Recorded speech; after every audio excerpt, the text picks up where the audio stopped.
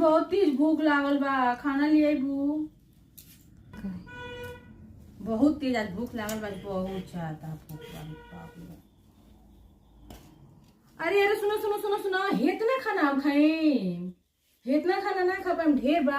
हाँ बा, हेतना ना खाएम, हेतना ज्यादा खाना। एक कटोरा है देखू चोखा, एक तसली दाल, हेतना रोटी खा लेम का हम। ला और निकाला, खाना निकाला, और थाली लेके आवा जा। इतना रोटी दे दिलू, हम इतना ना खानी, इतना ना खा पाए। ला और ले जा, इतना खाना खानी तारा नहीं के बुझा है। ला ले जा, रख दियो, इतना खाना ना खा पानी हो, ले जा। हाँ इतना खाना लिया बड़ी, ले जा ले जा ले जा, इतना ना खाए, इतने अधिकार। हाँ इतना निकाल देनी, इतना रोटी, इतना सब्जी, इतना दाल ले जा। हाँ इतनी हम खाएम, इतनी खाएम, ले जा।